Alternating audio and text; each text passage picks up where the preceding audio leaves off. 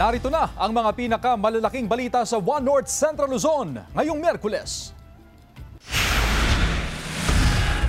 7 katao kumpirmadong nasawi matapos tumaob ang isang fishing vessel sa pananalasa ng nagdaang Super Typhoon Nando.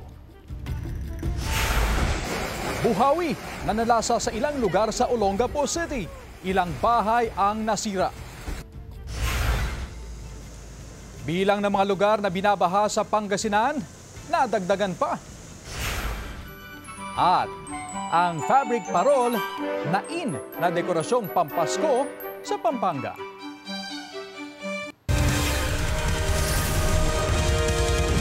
Ito ang GMA Regional TV, One North Central Luzon. Magandang hapon, ako si Chris Zuniga. Mga kapuso, 16 na barangay na ang binabaha sa Calasiao, Pangasinan dahil sa pag-apaw ng Marusay River. Kaya naman ipinatutupad na ng Calasiao LGU ang forced evacuation para matiyak ang kaligtasan ng mga residente. Tutukan sa report ni CJ Torida. Bahagyang bumigat ang daloy ng trapiko sa bahaging ito ng Barangay Mancop sa Calasiao, Pangasinan matapos huminto ang ilang sasakyan. Imbes na dumiretso, nangangamba ang ilan dahil sa baha sa kalsada. Sa tala ng Calasiao DRRM Office, 16 na barangay sa bayan ang apektado ng pagbaha dahil sa epekto ng nagdaang super bagyong Nando. Lubos na apektado ang mga kabahayan sa mga low-lying barangay. Hindi po lahat ng barangays na baha po ay kabuuan ng kanilang barangay. Yung iba po ay meron lamang reported isolated flooding doon sa pinakamababang lugar sa kanilang area. Mahigit 4,000 pamilya ang apektado ng pagbaha. Katumbas ito ng mahigit 13,000 na individual. 22 pamilya ang nasa iba't ibang evacuation center, katumbas ng 70 individual. Sa anak ko, pag lumipat kayo kasi yung mga bata, na-stress na ako talaga. Wala kaming paghigaan, lumutang-lutang na talaga. Kaming dalawang umihiga. Tumawid na yung tubig sa ating Mancop na National Road. Kaya po minarapat po ng ating tanggapan na mag-conduct po ng forced evacuation. Lalong-lalo na po doon sa interior part ng ating Mancop dahil noong nakaraang July po doon po nanggaling ang bulk ng ating rescue operations. Pinaalalahanan ang mga residente sa mabababang lugar na mag-ingat at maging alerto dahil nananatili sa critical level ang Marusay River. Kasama si Daryl Peralta, CJ Torida, One North Central Luzon. Pahirapan na ang pagdaan ng mga motorista dahil sa mataas na antas ng baha sa ilang kalsada sa Dagupan City. Yan ang balitang tinutukan live ni Jasmine Gabriel Galban. Jasmine? Chris, sa ngayon ituloy-tuloy ang monitoring ng CDRRMO sa mga low-lying barangay sa syudad habang ang POSO naman ay nakamonitor at naka-assist sa mga motoristang dumadaan sa mga binabahang kalsada.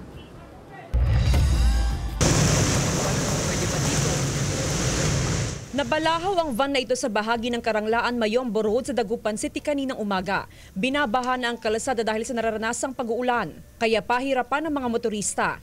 Itinutulak ng ilang sasakyan para makausad sa kalsada. Pahirapan, malalim yung tubig tapos yung paakyat dyan, mabato. Hindi na pinadadaan ang mga light vehicle sa Karanglaan Mayombo Road, pati sa bahagi ng Tapwak Road malapit sa overpass. Dumadaan sa mga alternatibong ruta ang mga apektadong motorista. Namin sila i-recommend na dumaan doon kasi medyo may part na malalim baka tumirik doon, especially mga tricycle tas mga compact cars. Much better siguro, from Karanglaan, dumaan na lang sila Bayatabang going to Tambak. Ngayong may mga pagbaha sa kalsada, babantayan ng Public Order and Safety Office ang mga tsuper na posibleng manamantala o maningil ng mas mataas na pasahe sa mga pasahero.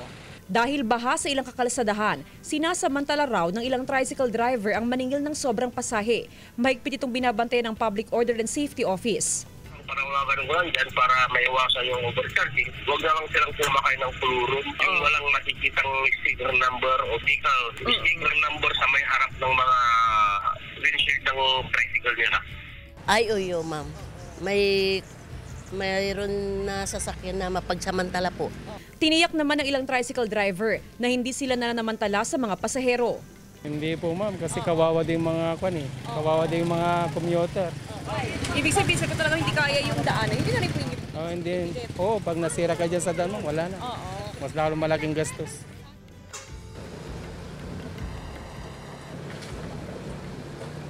Chris, kabilang sa minomonitor ng Poso ay ang Mayombo Karanglaan Road o ito yung aming kinaroroonan sa ngayon dahil actually yung bahagi na ito ng kalsada, Chris, yaan yung portion na kung saan ay nahihirapan yung mga sasakyan dahil itong part na to, yan yung medyo may kataasan o medyo mas malalim yung antas ng baha at sa part na yan karaniwang nababalahaw yung mga sasakyan dahil yung portion na yan, yan yung napakaraming mga bato kung kaya't kung medyo mali yung lugar na nadaanan ng mga sasakyan ay nagkakaproblema talaga yung paakyat nila papunta sa may junction area.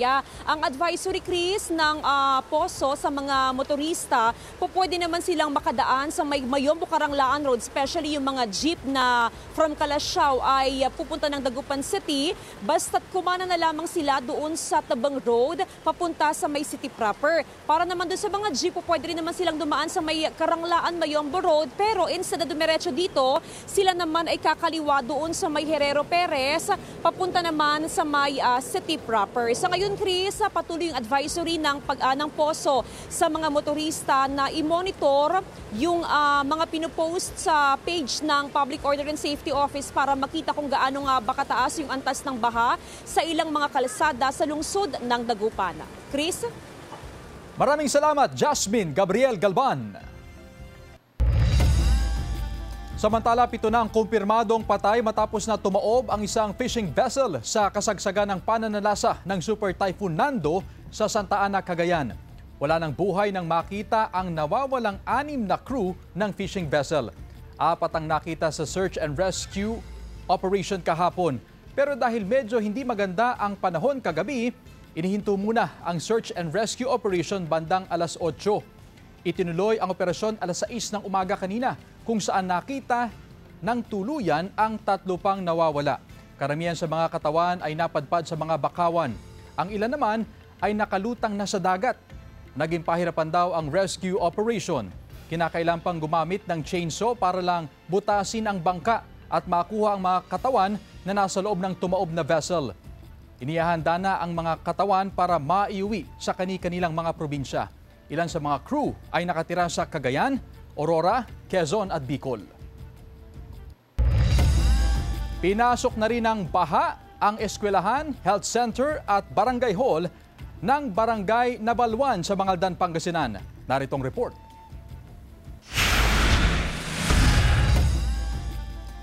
Pinasok na ng baha ang unang palapag ng barangay hall ng Nabalwan sa Mangaldan, Pangasinan.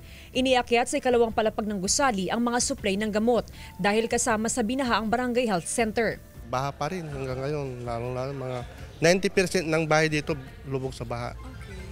Lalo-lalo dito sa school, barangay hall, pati yung barangay hall ko po ay pinasok ng tubig. Bukod sa mga kabahayan ay binaha na rin ang ilang eskwelahan dito sa Mangaldan, Pangasinan. Gaya na lamang dito sa may Nabalwan Elementary School. Ang problema kahit na umuokay na o bumubuti na ang lagay ng panahon ay tumatagal daw ng halos 2 linggo ang baha dito sa eskwelahan. Kaya naman kahit na maganda ng panahon ay posibleng tumagal pa bago makabalik sa eskwelahan ang mga bata. Problema raw sa barangay ang kawalan ng drainage canal. Walang daloy ng tubig palabas ng barangay. Kaya tuwing may baha, hinihintay lang ang paghupa nito. Every time na umuulan po, talagang nakakaranas po kami ng pagbabaha. Naway po, matulungan niyo po kami na magkaroon po ng drainage dito sa Barangay Nabalwan. Hindi raw kaya ng pondo ng barangay ang konstruksyon ng drainage canal. Kailangan daw nila ng tulong mula sa national government. Jasmine Gabriel Galban, One North Central Luzon. Dakong alas 3 hanggang alas 4 ng hapon kahapon, nakaranas ng malakas na hangin at ulan sa New Calalake, Olongapo City. Sa tindi ng bugso ng ulan, nilipad ang ilang bubong, natumba rin ang ilang puno. Base sa ulat ng City Social Welfare and Development Office, 22 pamilya ang apektado sa pananalasa ng buhawi. 4 na bahay naman ang nawala ng bubong. Nagsagawa agad ng clearing operations ang mga otoridad. Binigyan na rin ng tulong ang mga apektadong residente.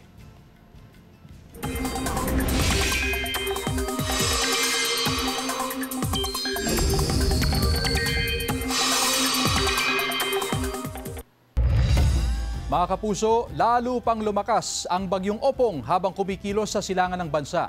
Sa 11 a.m. bulletin ng Pag-asa, itinaas na ang signal number 1 sa summer provinces. Ayon sa Pag-asa, posibleng maglandfall ang bagyong Opong sa Bicol Region, Biyernes ng hapon. Saka nito tatawirin ang Southern Luzon hanggang Sabado ng umaga at posibleng nasa labas na ito ng PAR Sabado ng gabi o Linggo ng umaga. Pwede pang magkaroon ng pagbabago kaya tutok lamang sa mga susunod na bulletin ng Pag-asa. Sa ngayon, wala pang epekto ang bagyong Opong pero patuloy na magpapaulan ang habagat. Base sa datos ng Metro Weather, malaking bahagi pa rin ng Northern at Central Luzon ang makararanas ng kalat-kalat na ulan. May tsansa ng malalakas na ulan, kaya posible ang baha o landslide. Posible rin ang ulan sa iba pang bahagi ng bansa.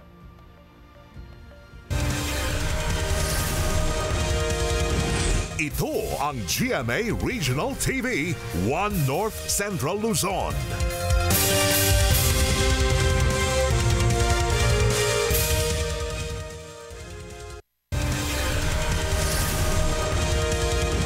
Ito ang GMA Regional TV, 1 North Central Luzon. Isang bagong silang na babaeng sanggol ang natagpuan sa bakanting lote sa Bagay Road sa Tuguegarao City kaninang umaga. Batay sa investigasyon ng otoridad, nakita ito ng isang lola na napadaan lamang sa lugar. Agad iniulat sa mga kinauukulan at sinagip ang sanggol na nakitaan pa ng clip sa umbilical cord. Nasa maayos ng kalagayan ng sanggol pero kailangan umanong mabigyan ng nararapat na bitamina at bakuna. Nag-iimbestiga na ang PNP upang matukoy ang responsable sa pag-abandona sa sanggol. Nararanasan ang pagtaas ng antas ng baha sa ilang barangay sa Dagupan City. Tutukan sa report. Ganito ang sitwasyon sa ilang kakalsadahan sa Dagupan City mag-aalas 11 kaninang umaga. Baha sa bahagi ng Rizal Street, maging sa Burgos Street. Bunsod pa rin ito ng nararanasang high tide sa syudad.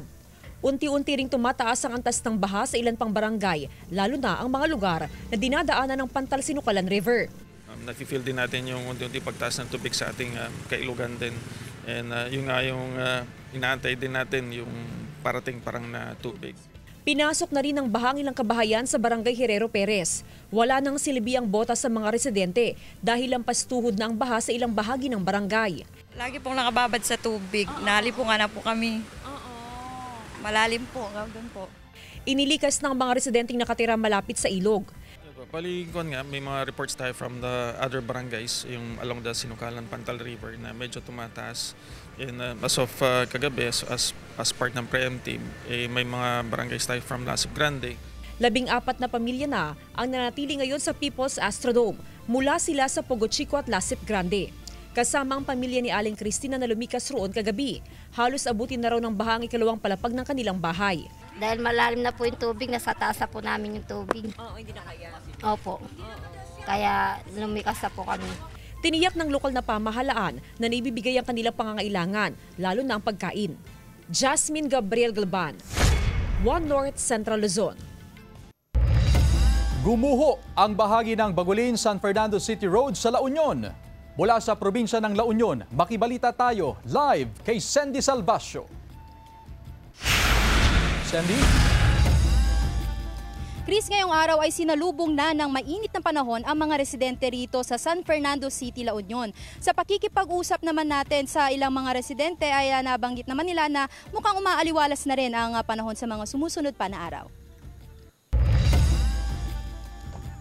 Dahil sa malalakas na ulan na dala ng mga nagdaang bagyo, nasira ang Bagulin San Fernando City Road sa bahagi ng barangay Nagyubuyuban, San Fernando City, La Union nitong Lunes. Bakas pa rin sa lugar ang gumuhong bahagi ng kalsada. Bukod sa pananalasa ng mga bagyo, nakaapekto rin ang habagat sa pagkasira ng kalsada. Actually, before pa lang ng mismong super typhoon, yung mga noted na po siya na cracks especially po nung nagkaroon ng earthquake dito sa may Luna nung na 5.6 magnitude. Nagkaroon po ng landslide dun sa area at saka nag-erode po yung sa mismong foundation po dun sa mismong road. Pansamantalang isinara ang kalsada sa mga motorista. Pinayuhan ang mga motorista na dumaan muna sa Nagilian Bagulin Provincial Road habang inaayos pa ang kalsada. Wala namang madadaanan. Kapilitan na doon kami sa taas dadaan. Dumadaan dito. Kung may pagkakataon, sana maayos ka agad. Yun po sa area kasi wala namang affected na mga bahay. So ang ginawa lang po talaga ng team is para maglagay po ng caution dun sa area. At the same time, coordinated with our PIO para ma-disseminate po sa public. Sa tala ng provincial government, nasa mahigit 150 na barangay sa probinsya ang labis na naapektuhan ng super bagyo nitong linggo. Sa kabuuan, hindi bababa sa 10 kalsada kabilang ang mga tulay sa probinsya ang naapektuhan ng kalamidad. Inaayos na ito ng mga nakakasakop na lokal na pamahalaan. We are already investigating on how is the damage, what is needed to do to preserve and to save the bridge, and then come out with a figure how do we go about rehabilitating the area. Kasi vital connection din po yun ng town of Bagulin. Sinisikap ng GMA Regional TV 1 North Central Luzon na makuhanan ng panig ang DPWH Region 1. Chris, nasa likuran ko ngayon yung bumagsak na kalsada na nagkokonekta sa bayan ng Bagulin at syudad ng San Fernando. Sa pakikipanayam natin kanina kay La Union Governor Mario Ortega, nasabi niya na nakikipagtulungan na ang kanilang tanggapan sa opisina ng DPWH upang makabuo ng epektibong solusyon nang sa ganon ay hindi na daw mangyaring muli yung mga ganitong insidente. Yan muna ang latest mula rito sa San Fernando City, La Union. Balik sa iyo, Chris. Maraming salamat, Sandy Salvacio.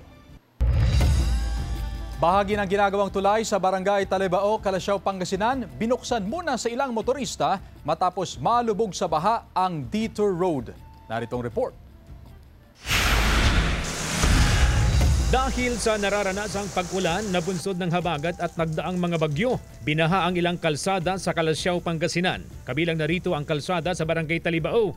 Partikular ang ginawang pansamantalang daanan ng mga sasakyan na apektado sa ginagawang tulay. Problemado ang mga motorista. Opo, kahit matambakan lang yung daanan ng mga tricycle, ganun, para diretso. Kasi sobrang abala tong nangyari. Pansamantalang binuksan ang bahagi ng ginagawang tulay upang may madaanan ang mga motorista. Ang problema, binabaha rin ang approach ng tulay kaya kinakailangan pang isakay sa bangka ang mga motorsiklo bago makatawid.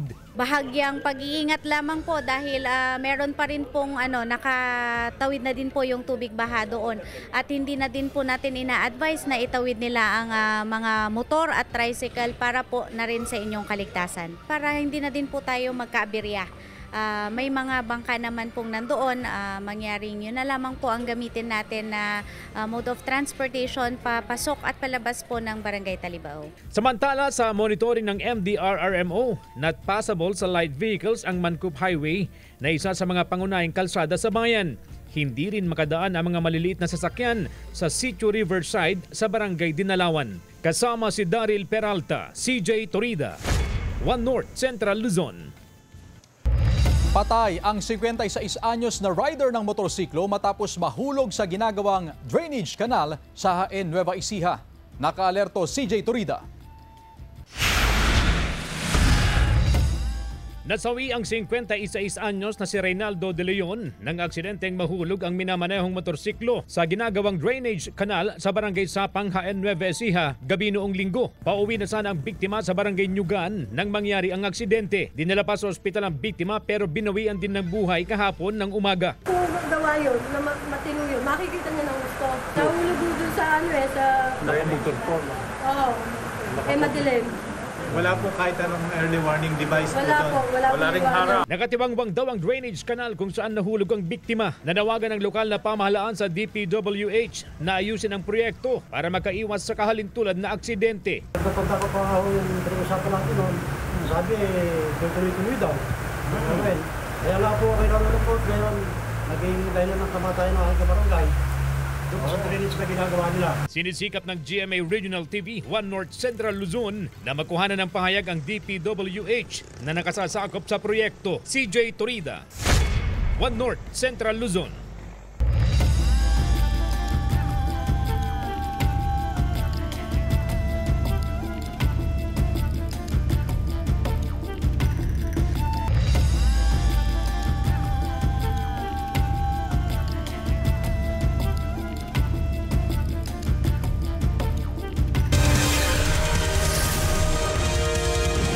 Ito ang GMA Regional TV, 1 North Central Luzon.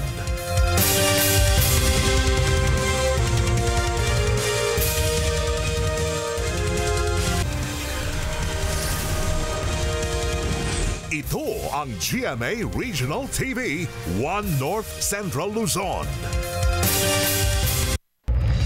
Nananawagan ng hustisya ang pamilya ng 66 anyos na babaeng nasawi matapos ma-hit and run sa Ramon Isabela. May follow-up report si Jewel Fernandez. Ang simpleng paghahanap lang sana ng nawawalang identification card na uwi sa pagkamatay ng 66 anyos na si Gloria Lapay Ovalde sa Barangay Burgos, Ramon Isabela. Hustisya ang sigaw ng kanya mga kaanak matapos siyang ma-hit and run pasado alas 6 ng gabi noong Miyerkules. Hanggang ngayon kasi hindi pa natutukoy at naaaresto ang driver ng pick-up na nakabangga sa biktima. Po sir, bali gusto ko po sana bago po bilang maburol yung mother ko, gusto ko sana mabigyan ko sana ng kawawa rin yung mga nawalan, mga apo, anak. Sa pakikipag-ugnayan ng 1 North Central Luzon sa pulisya ng Ramon Isabela, may CCTV footages na sila ng ginagawa nilang backtracking sa sasakyan. Pero pahirapan daw ang pagtukoy sa suspect lalo na't hindi nakuha ang plate number ng sasakyan. Marami na po kami nakuhang footages dito. However, during that time kasi medyo maulan yung panahon. Medyo madilim na po kasi that time. So yung quality na nakukuha po ng mga footages natin ay medyo hindi clear. Umaasa ang mga kaanak ng namatay sa agarang pagkaresolba sa kaso at mahuli na ang responsable sa aksidente. Nananawagan ang Ramon PNP sa publiko o sa mga saksi sa aksidente na makipag-ugnayan sa kanilang himpilan. Pwede pang madagdagan yung ibang kaso niya dahil nga dito sa pagtatago niya. So, panawagan din po natin, baka sakaling makikinig din siya. Sana po, kung sino ka man, humihingi po kami na magmamakaawa po itong station namin ay yung pamilya ng biktima na sana isubuko po kayo. Jewel Fernandez, 1 North Central Luzon. 10 opisyal ng Department of Public Works and Highways ang inimbestigahan kaugnay sa maanumalyang flood control projects. Kabilang dyan ang ilang regional directors na ayon kay Secretary Vince Dizon ay may lavish lifestyle o maluhong pamumuhay. Sa listahang inilabas sa press conference kaninang umaga, ilang opisyal din ang iniimbestigahan dahil sa substandard projects. Nagpadala na raw ang DPWH ng show cause order sa mga naturang opisyal para magpaliwanag kaugnay sa akusasyon laban sa kanila. Binigyan sila ng 5 araw para magpaliwanag. Sakali man daw na mapatunayan, sasampahan sila ng karampatang reklamo alinsunod sa Civil Service Law. Babala ni Dizon sa mga tauhan ng DPWH sundin ang direktiba na makipagtulungan sa investigasyon ng ICI dahil mananagot ang lahat na mapatunayang sangkot sa kontrobersiya. Pasensyahan tayo dito, no? Kung akala nila ng mga opisyales na hindi ko siseryosohin yung sinasabi ko from the very beginning, I hope this is proof that we are serious, that the President is serious about this. Okay? And we will spare nobody, top to bottom. Arestado ang 3 katao kabilang na ang 2 Korean nationals na sangkot umano sa iligal na droga at extortion. Sundan sa report. Arestado ang 2 Korean national at 1 Pilipino matapos mahuli sa isang entrapment operation. Nasa kote ng mga operatiba ng Mabalacat City Police Station ang 3 high-value targets sa loob ng isang kainan sa Clark Freeport Zone sa Pampanga. Isinagawa ang operasyon matapos magreklamo ang isang Koreanong biktima na kinikikilan umano ng mga sospek kapalit ang 4.4 million pesos. Yung 2 Koreano na yon, nag-extort sila ng pera. Nangihingi sila ng 10 million. Nung nagtawaran sila, umabot ng 4.4 million. Dati sila nagdidemanda. In exchange sa hindi nila pagtistigo, pag-trust ng kanilang demanda, inihingan yung isang kasama rin nilang Korean national. Nakumpiska sa mga sospek ang 50 gramo ng shabu na tinatayang nagkakahalaga ng halos 350,000 pesos. 53 grams ng cocaine na aabot sa mahigit 260,000 pesos, 50 tableta ng ecstasy at iba pa. Nakuha rin ang nasa 4 na milyong pisong marked money, baril at mga bala, ilang cellphones at mga peking ID. Upon the entrapment, meron pa tayong nakuhang shabu, liquid marijuana, ecstasy at saka cocaine. Together yung baril na dala ng kasama nila Pilipino. Ayon sa Pampanga PPO, nakapiit na ang mga sospek sa Mabalacat Police Station at inihahanda na ang kasong isasampal laban sa kanila. Wala pang pahayag ang mga sospek. Glam Calicdan, Dizon, One North Central Luzon. Bahagi ng isang barangay plaza sa Santa Lucia, Ilocos Sur nilagyan ng harang habang hindi pa naayos ang gumuhong concrete wall. Narito ang report. Nagiba ang bahagi ng pader ng plaza sa barangay Banbanaba sa Santa Lucia, Ilocos Sur sa pananalasa ng nagdaang super bagyong Nando. Nasira rin ang bubong nito. Kasi malakas yung tubig na galing sa taas. Talagang hindi kinaya yung pader namin. Kaya linagyan namin dito ng mga para medyo safety. Kasi yung mga ibang bata naglalaro pa dito. Mula 2002 at marami na ang dumaang bagyo, ngayon lang daw bumigay ang pader. Hinarangan muna ng mga upuan ang kalahating bahagi ng plaza para sa kaligtasan ng mga residente. Pansamantalang isinara ang daycare center at simbahan malapit sa gumuhong pader. Malaking perwisyo sa barangay, ma'am. Tapos, kailangan pa yung malaking pondo sa pag-reconstruct. Kaya kung sa amin lang sana, kung may tutulong na para mas madali yung paggawa, di siyempre okay rin. Mag-request ka namin ng equipment para mahakot ito, ma'am.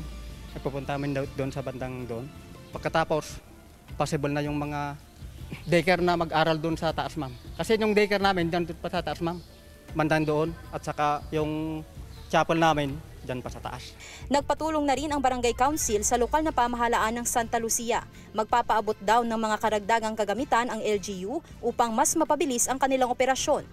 Sa datos ng Ilocos Sur PDRRMO, isa ang Banbanaba sa 23 barangay na labis na naapektuhan ng Super Typhoon Nando. Kasama si Henry Duminsil, Sandy Salvacio, One North Central Luzon. Fabric parol in demand na Christmas decoration sa Pampanga. Ating silipin sa report. In ngayon ang fabric parol sa Pampanga. Likha ito ng 30 anyos at award-winning parol maker na si Mark Flores mula sa City of San Fernando, kilalang Christmas capital of the Philippines. Ayon kay Mark, in demand gayon ang fabric parol dahil kumpara sa tradisyonal na parol, mas matingkad din ang kulay. Kami in demand namin yung made of fabric. So lahat ng customer namin, lahat na gugustuhan yung fabric na gawa namin. Kasi pag nakita nila yung gawa namin na personal sa showroom namin, makikita nila yung fabric, mas nagugustuhan nila ngayon compared sa plastic. Yeah. Saka mas matibay kasi yung compared sa plastic. Mabusisi ang paggawa ng fabric parol. Unahin ang frame, kasunod ang pagkakabit ng mga ilaw at ang paglalagay ng plastic details. Pero ang tunay nagbibigay buhay ay ang final touch, ang sequin fabric na karaniwang ginagamit sa paggawa ng gowns. Ayon kay Mark, ang inobasyong ito ay patunay sa patuloy na pag-usbong ng talento ng mga parol makers sa San Fernando. Yung panahon natin ngayon, parang kahit saan maraming innovation. So sa parol, kung gusto mo din makasabay sa paggawa ng parol, gusto mo na makakuha ng maraming customer lalo, ang gusto kasi na magpapagawa ngayon, may makikita silang bago. So kung di ka mag-isa ng bago, wala kang makukuha mga bagong customer din. Mabibili ang fabric parol sa 500 hanggang 800 piso, depende sa laki at disenyo. Mas mahal kumpara sa ordinaryong plastic parol, pero para sa mga naghahanap ng bago at bonggang dekorasyon ngayong Kapaskuhan, sulit ang bawat sentimo. Sa bawat kislap at kulay ng mga fabric parol, sumisigla lalo ang diwa ng Paskong Pinoy sa Pampanga. Jasmine Gabriel Galba, One North Central Luzon. Mga kapuso, 92 days na lang, Pasko na. Samantala, mapapanood niyo po ang episode na ito at iba pang pinakahuling lokal na balita sa official website ng GMA Regional TV, www.gmaregionaltv.com. Pwede rin kayo bumisita sa aming official YouTube channel, GMA Regional TV, at i-click ang subscribe button para sa pinaka-maiinit na balita mula sa mga rehiyon. Nais din naming pasalamatan ng mga kapuso sa Hilaga at Gitnang Luzon, maging ang mga kapuso natin abroad. Dahil sa GMA Regional TV, local news matters. At yan ang mga pinakamalaki at pinakahuling balita sa Hilaga at Gitnang Luzon. Maraming salamat sa pagsama sa amin, pati na ang mga kapuso sa ibang bansa na tumutok sa mga balita sa rehiyon. Ako po si Chris Zuniga. Kami ang GMA Regional TV 1 North Central Luzon. Buong puwersa para sa mas malaking misyon at mas malawak na paglilingkod sa bayan.